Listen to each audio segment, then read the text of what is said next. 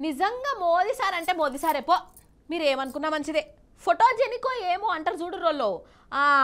అగో మోదీ సారు పోటు వాళ్ళు చూస్తే నాకు గట్లనే అనిపిస్తుంది వల్ల.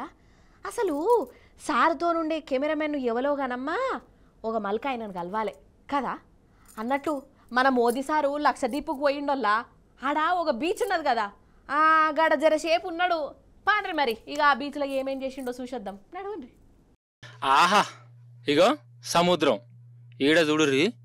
ఒక మనిషిని పట్టుకోబోతుర్రు కదా. ఆ మనిషి ఎవరనుకునేరు? మన మోడీ సారేనోళ్ళా. అవి ముందరికెళ్ళి చూడుర్రి. చూసిర్రా? మరి లోపలికి ఎందుకు పట్టుకోబోతుర్రు కావచ్చు అని అనుమానం పడుతుర్రా? చూడాలి మీరే. అబ్బర బిడ్డ గిట్ల మునిగిండేంది అని పరేషానైనా. అయితే సారు సముద్రం లోపల ఉన్న అందాలను చూసి ఆస్వాదిస్తుండోళ్ళా. అగో చేపలు రాళ్ళు రప్పలు అన్నీ కనబడుతున్నాయి సారుకు. అందాలలో అహో మహోదయం.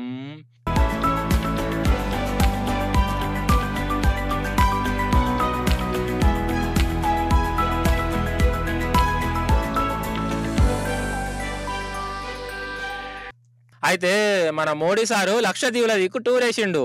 ఇక సార్ను నడిమిట్ల నిలబెట్టి గిట్లా కుండలతో స్వాగతాలు చెప్పిరు. గిట్లా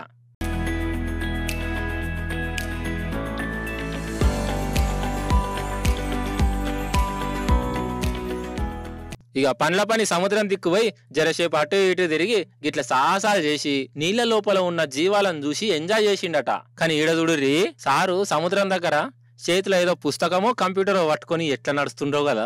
ఏహే అసలు ఈ కెమెరామెన్ ను మెచ్చుకోవాలి. ఏమన్నా తీసిండా అసలు వీడియో? సారు సముద్రం ఒడ్డు గిట్లా కూసోని ఏమో దీర్ఘంగా ఆలోచన చేస్తుండు. ఏమై ఉంటది కావచ్చు, ఏమో రాస్తుండు కదా. కవిత్వాలు గిట్లా రాస్తుండా ఎట్లా? ఇగో గిట్లనే అనిపించింది నాకైతే.